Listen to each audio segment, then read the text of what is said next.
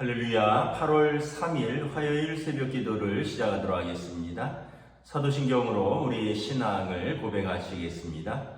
나는 전능하신 아버지 하나님 천지의 창조주를 믿습니다. 나는 그의 유일하신 아들 우리 주 예수 그리스도를 믿습니다. 그는 성령으로 잉태되어 동정녀 마리아에게서 나시고 본디오 빌라도에게 고난을 받아 십자가에 못 박혀 죽으시고 장사된 지 사흘 만에 죽은 자 가운데서 다시 살아나셨으며 하늘에 오르시어 전능하신 아버지 하나님 우편에 앉아 계시다가 거기로부터 살아있는 자와 죽은 자를 심판하러 오십니다. 나는 성령을 믿으며 거룩한 공교회와 성도의 교제와 죄를 용서받는 것과 몸의 부활과 영생을 믿습니다. 아멘. 찬송가 358장 찬양하시겠습니다. 찬송가 358장입니다.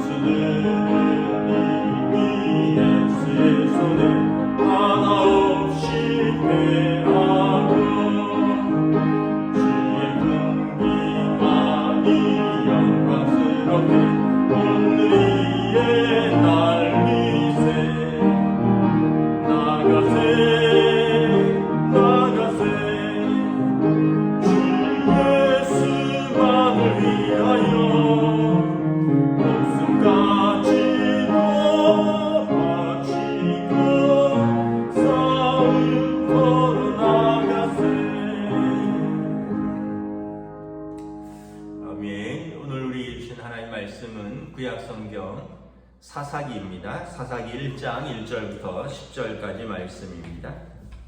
구약성경 사사기 1장 1절부터 10절까지 말씀입니다. 구약성경 360쪽입니다. 사사기 1장 1절부터 10절까지 말씀입니다. 다 찾으신 줄 알고 저와 여러분들이 한 절씩 교도하도록 하겠습니다. 구약성경 360조 사사기 1장 1절부터 10절입니다. 여호수아가 죽은 후에 이스라엘 자손이 여호와께 여쭈어 이르되 우리 가운데 누가 먼저 올라가서 가나안 족속과 싸우리이까?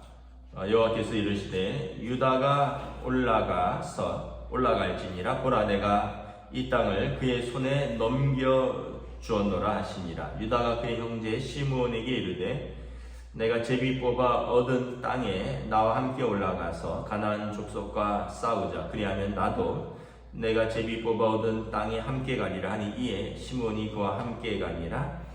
유다가 올라가매 여호와께서 가나안 족속과 브리스 족속을 그들의 손에 넘겨주시니 그들이 베색에서 10,000명을 죽이고 또 베색에서 아도니 베색을 만나 그와 싸워서 가나안 족속과 브리스 족속을 죽이니 아도니 베색이 도망하는지라. 그를 쫓아가서 잡아 그의 엄지손가락과 엄지발가락을 자르매 아도니 베색이 이르되 옛적에 70명의 왕들이 그들의 엄지손가락과 엄지발가락이 잘리고 내 상 아래에서 먹을 것을 줍더니 하나님이 내게 행한 대로 내게 갚으심이로다 하니라. 무리가 그를 끌고 예루살렘에 이르렀더니 그가 거기서 죽었더라.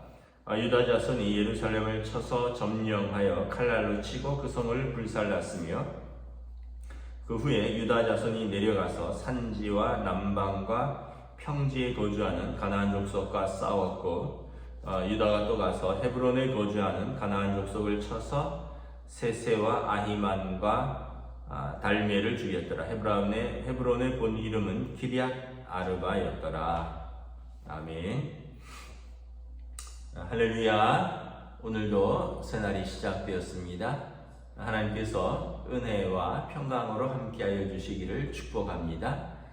오늘부터 사사기 말씀을 보도록 하겠습니다. 사사기는 이제 그 사사들의 역사를 기록한 책입니다. 사사는 이제 영어로는 저지라고 그러는데 이제 한국말로는 뭐 재판관이라는 의미도 되고요. 여기에서는 행정과 군사와 사법과 영적 지도자를 말하는 것입니다. 사사기는 우리가 이스라엘의 역사를 조금 이해를 할 필요가 있는데 이스라엘 역사는 일단은 개인적으로는 믿음의 조상이죠. 족장인 아브라함 시대에서부터 시작을 합니다. 그리고 아브라함, 이삭, 야곱까지를 족장 시대라고 합니다. 한 부족을 이룬 거죠. 아브라함이 이제 그 조카 롯을 구하기 위해서 병사들, 종들 314명을 이끌고 갔다라는 내용이 창세기에 있습니다. 그러니까 314명의 건장한 종들, 군사들을 거느릴 정도로 한 부족을 이루었습니다. 한 가정, 한 부족을 이루었고, 그리고 이제 아브라함, 이삭, 야곱 이 족장 시대를 거쳐서 그들이 이제 애굽으로 이민을 가죠. 요셉의 시대에 애굽으로 이민을 가서 400년 동안 종의 역사를 거칩니다. 그러면서 모세의 때에 이스라엘 백성이 무려 60만이 나오죠. 남자만 60만이죠. 장정만. 그러니까 약 뭐 한 200여만 명을 추산을 하는데 이때부터 국가를 이루게 됩니다. 그러니까 족장 시대를 3대를 거치고 그리고 400년의 노예 시대를 거쳐서 국가를 본격적으로 이룬 것은 모세의 시대라고 할 수 있습니다. 믿음의 시대를 열어젖힌 것은 아브라함이고 국가를 형성하는 것은 모세가 이룬 것이죠. 그리고 이스라엘 백성이 가나안 땅으로 들어가면서 모세가 죽고 여호수아가 이제 지도자로 서죠. 그러면서 7년간의 정복 전쟁을 거칩니다. 7년의 정복 전쟁을 거치면서 이제 가나안 7족속을 몰아내고 가나안 땅을 정복하고 그리고 이제 그들이 국가를 이루어서 그 가나안 땅에 살게 됩니다. 그런데 그때는 왕이 없었습니다. 사사라는 사람들이 있었죠. 말씀드린 대로 사사는 저지. 그래서 그 이제 그 공동 번역이라고 하는데 천주교와 우리 개신교가 같이 쓰는 성경이 공동 번역인데 거기에 보면 사사기를 판관기라고 합니다. 판관, 재판관이란 뜻입니다. 판관기, 사사기. 말씀드린 대로 약 200년 정도의 사사기를 거칩니다. 그들이 이제 주전 1200년부터 이제 사울 왕이 왕위에 초대 왕이 사울 왕이죠. 초대 왕인 사울 왕에 이르기까지 약 200년간의 사사기를 거치는데 왕이 없는 시대입니다. 국가는 이루어지만 왕이 없고 국가에 문제가 있을 때마다 하나님께서 부르시고 세우신 사사들이 나타납니다. 그리고 그 사사들이 이스라엘 지파를 이끌고 나가면서 전쟁에서 승리하고 이스라엘을 영적 어려움에서 이제 구하기도 하는 거죠. 그래서 이 사사기는 어떤 면에서 보면 특별히 갑자기 나타난 사람들입니다. 평소에는 어디 있었는지 모르는데 이스라엘이 어떤 위험에 처했다든지 전쟁에 마주한다든지 어떤 또 어려움에 처했을 때 하나님께서 준비한 사람을 부르십니다. 그리고 그 사람들이 사사로서 이스라엘 백성을 이끌고 전쟁에 나가서 승리하고 백성을 이끌어가는 것입니다. 이런 사사들이 약 200년의 역사 속에서 사사기에 보면 12명이 등장합니다. 총 12명의 사사가 등장하는데 남자 사사도 있고 여자 사사도 있습니다. 우리가 잘 아는 드보라 같은 분은 그 당시에 여러분 지금부터 3200년 전에 여자가 국가의 지도자였습니다. 여자 사사였죠. 드보라 같은 경우. 그리고 이제 12명의 사사 중에 대사사가 있고 소사사가 있는데 이것은 왜 대사사, 소사사라는 표현을 쓰냐면 그들이 이제 활동한 기간이 길고 좀 업적이 굵직굵직한 업적을 남겼으면 대사사라고 표현을 합니다. 우리가 뭐 잘 아는 삼손 같은 사람들, 또 뭐 기드온 같은 사사들, 이런 사사들은 이제 대사사입니다. 근데 이제 뭐 잠깐 나왔다가 이름만 언급되고 이제 이렇게 다른 사사로 바뀌는 사사들이 있습니다. 소사사, 뭐 이제 활동한 기간과 업적을 통해서 하는 것이지, 어쨌든 사사는 하나님께서 기름 부으시고 하나님이 부르시고 하나님이 이끌려서 이스라엘의 어떤 어려운 시기에 영적 그리고 군사적 행정적 지도자로 나서서 이스라엘을 이끄는 사람을 말하는 것입니다. 그래서 이스라엘의 이제 마지막 사사가 누굴까요? 사무엘이죠. 사무엘이 마지막 사사이면서 선지자인데 그가 사울 왕을 기름 부어 세우고 왕정 시대를 열고 이제 사사기가 종료되는 것입니다. 사사기는 이러한 약 200년 정도의 역사, 이스라엘의 불안정한 역사를 기록하는 것입니다. 사사 시대의 교훈이 있습니다. 패턴이라고 하는데 어떤 영적인 패턴이 있습니다. 뭐냐면 이스라엘이 영적으로 도덕적으로 가나안 문화에 동화되고 타협합니다. 그러면 어떻게 될까요? 영적으로 도덕적으로 무너지는 것이죠. 그러면 어떻게 될까요? 하나님의 징계가 있는 것이죠. 사람 채찍과 인생 막대기로 하나님이 징계하시는 것입니다. 그러면 이스라엘은 거기에서 깨닫고 회개하고 부르짖습니다. 그러면 하나님께서 사사를 세워서 이스라엘을 구원하십니다. 이 패턴이 계속 반복됩니다. 네 가지죠. 이스라엘이 도덕적인 그리고 영적인 가나안과의 동화, 타락, 그리고 하나님의 징계, 이스라엘의 회개, 하나님의 구원. 이게 이제 사사시대의 반복적인 패턴인 것입니다. 그래서 오늘 우리가 다시 한번 깨달아야 되는 것은 하나님께서 이스라엘을 왜 가나안 땅으로 인도하셨는가 라는 질문입니다. 하나님께서 이스라엘을 왜 가나안 땅으로 인도내셨을까요? 모세가 바로 왕에게 가서 이렇게 말합니다. 하나님께서 말씀하십니다. 내 백성을 이끌어내라. 그들이 나를 섬길 것이니라. 하나님께서 이스라엘 백성을 애굽 땅에서 이끌어내신 이유는 하나님을 자유롭고 온전히 섬기기 위함입니다. 그런데 이스라엘 백성이 가나안 땅에 들어가서 그 땅의 풍요와 번영과 어떤 지금까지 생각해 보지 못했던 농촌의 그 농업혁명, 그리고 정착생활, 그리고 미래를 계획할 수 있는, 농사를 짓는다는 것은 계획을 한다는 거죠. 1년 단위로. 그런 계획 경제, 이런 새로운 문화와 또 어떤 새로운 환경 속에서 그들이 하나님을 조금씩 잊어버리고 가나안 땅의 문화에 동화되고 가나안 땅의 신들을 섬기고 가나안 땅을 즐거워하기 시작했습니다. 그래서 하나님께서 그들에게 징계를 내리시는 것입니다. 그러니까 징계 속에서 그들은 다시 하나님 앞에 부르짖고, 이제 주로 블레셋이 몽둥이가 되는 거죠. 가까이 있는 이웃 나라인데, 그러면 하나님의 징계의 몽둥이 가운데 이스라엘이 깨닫고 부르짖고 회개하면 하나님께서 사사를 보내서 돌이키시는 것입니다. 그들을 구원하시는 것입니다. 이것이 사사기의 패턴입니다. 다시 말하면 이스라엘이 하나님이 부르신 이유를 잊어버린 거예요. 내 백성을 보내라.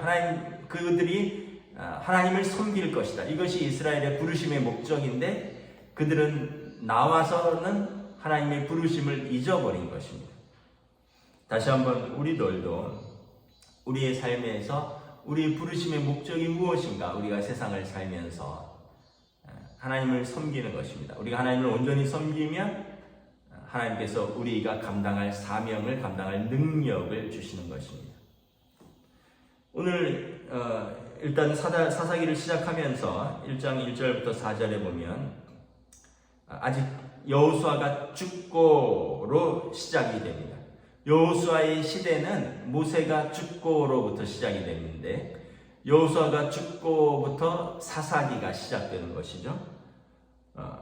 이제 이스라엘 자손이 아직 정복 전쟁이 완전히 끝난 것은 아닙니다. 좀 남아 있는데 여호와께 여쭙니다. 우리 가운데 누가 먼저 올라가서 가나안 족속과 싸우리까? 여호와께서 이르시되 유다가 올라갈지니라.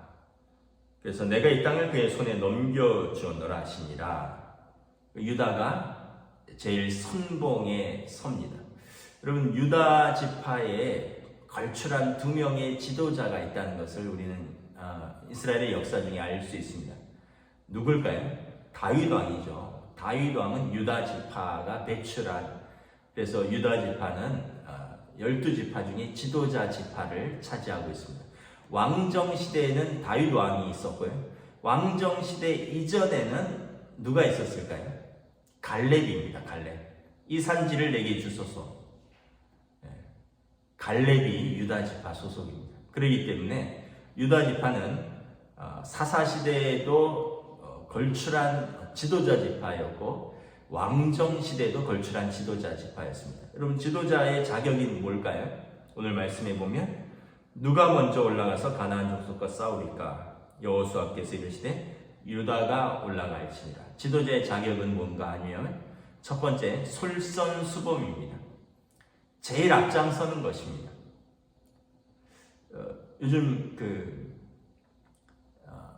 올림픽 기간이잖아요. 올림픽 기간에 모든 선수들이 다 최선을 다해서 싸우죠. 그런데 제가 좀 아주 관심 있게 본 것이 배구, 여자 배구 경기였습니다.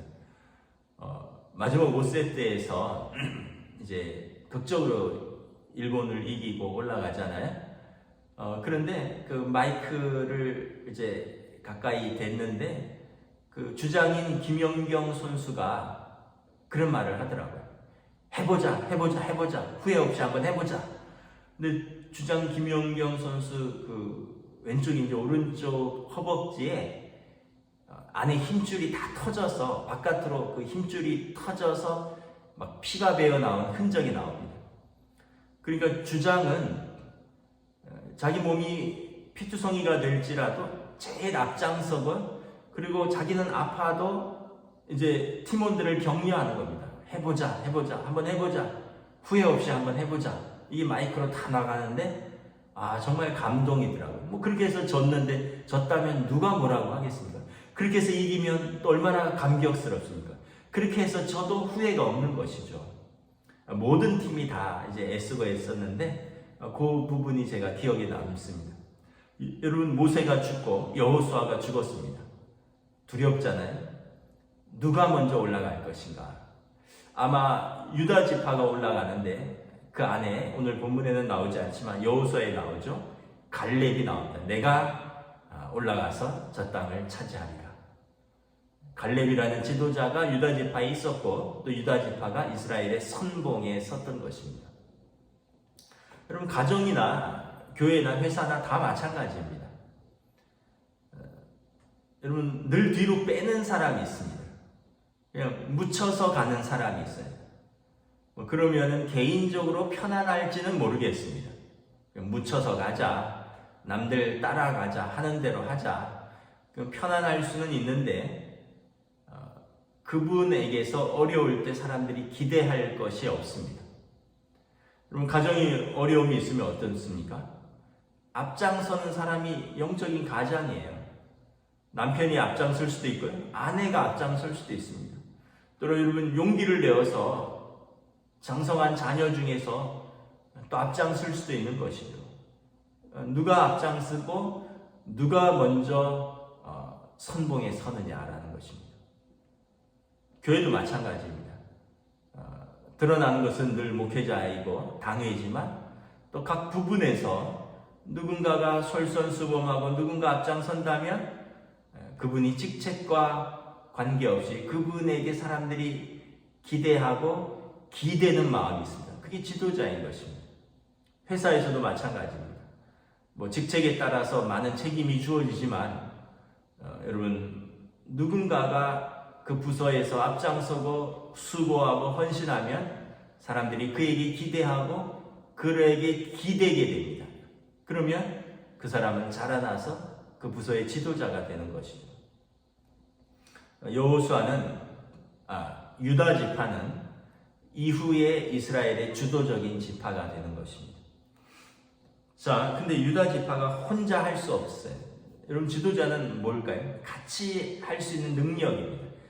자기가 앞장서고요, 같이 누군가를 하자고 동역할 수 있는, 동기를 부여하고 함께 격려하고 함께 끌어들일 수 있는 능력이 있어야 됩니다.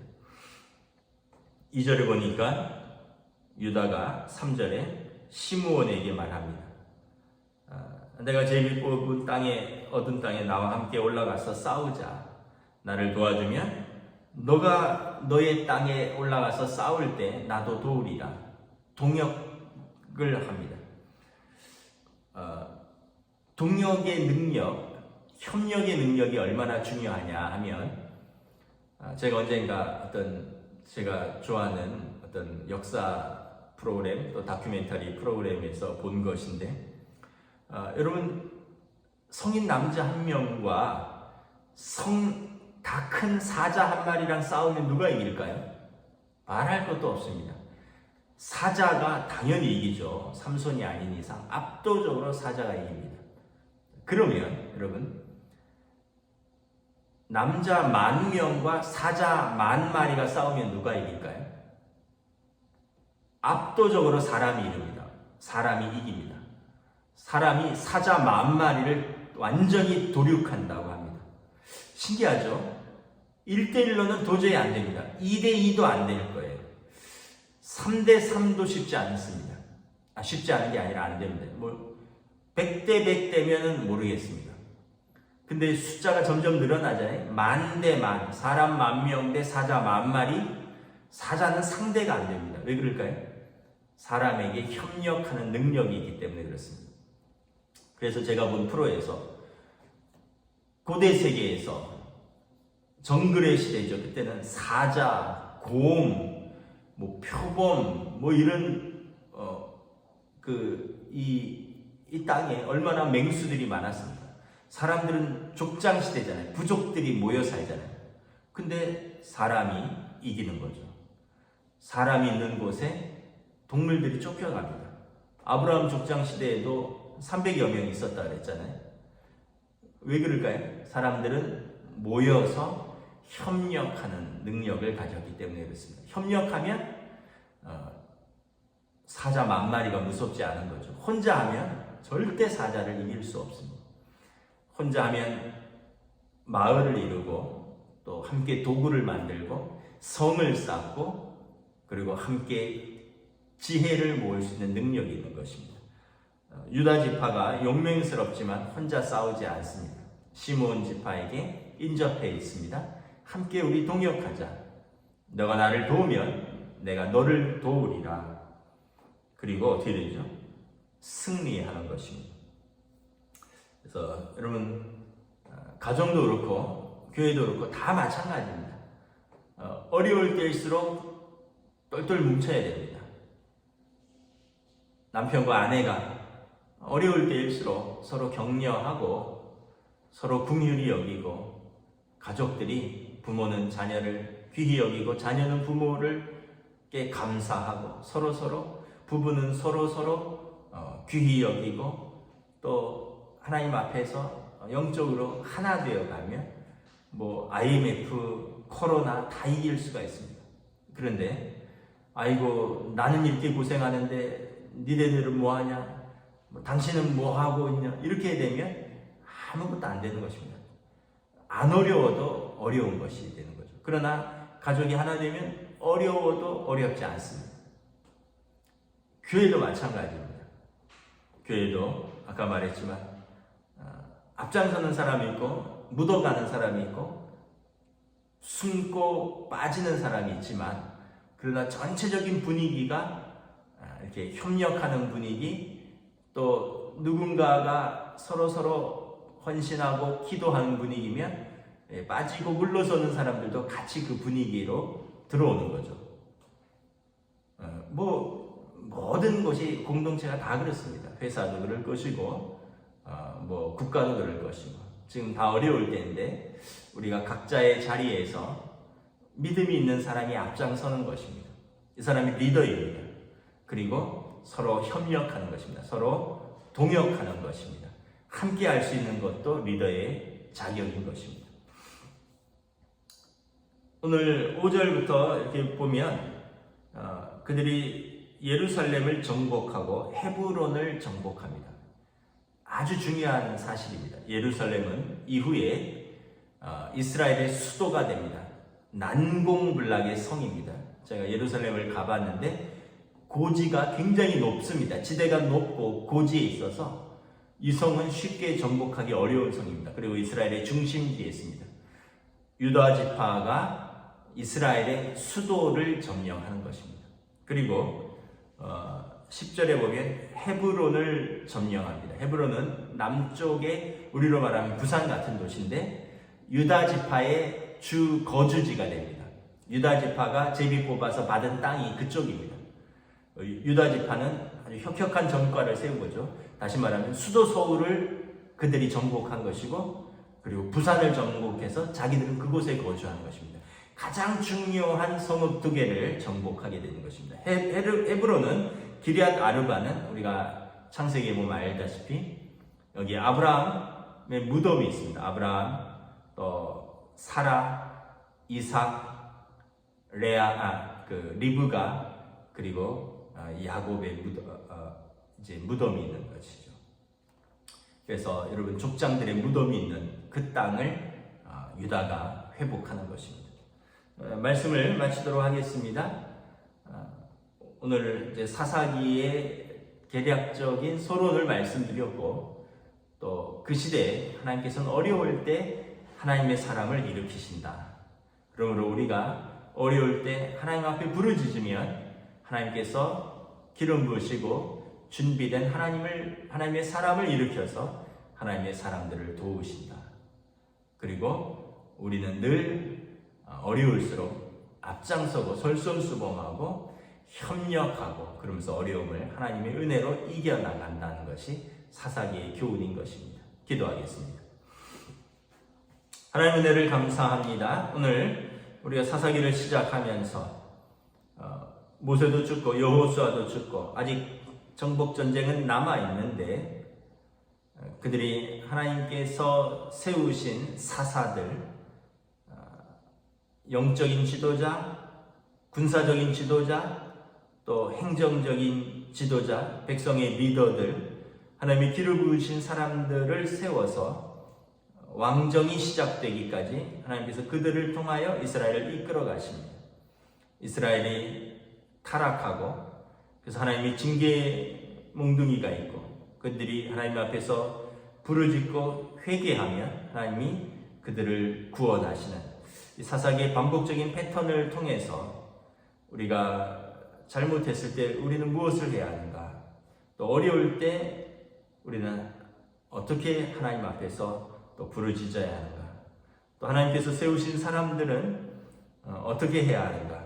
오늘 유다 지파가 제일 앞장서고 솔선수범하며 또 위기의 때 함께 이겨나가는 것들을 보면서 오늘 이 코로나 이 어려운 시대에 우리 각 가정에서 또 교회에서 일터에서 우리 사회가 우리가 앞장서고 솔선수범하고 서로 희생하고 그리고 서로 동역하고 협력하여 이 어려움을 이겨나갈 수 있는 귀한 시간들로 인도하여 주시옵소서. 감사를 드리오며 우리 주 예수 그리스도의 이름으로 기도드리옵나이다. 아멘. 하늘에 계신 우리 아버지, 아버지의 이름을 거룩하게 하시며 아버지의 나라가 오게 하시며 아버지의 뜻이 하늘에서와 같이 땅에서도 이루어지게 하소서. 오늘 우리에게 경할 양식을 주시고 우리가 우리에게 잘못한 사람을 용서하여 준 것 같이 우리 죄를 용서하여 주시고 우리를 시험에 빠지지 않게 하시고 악에서 구하소서.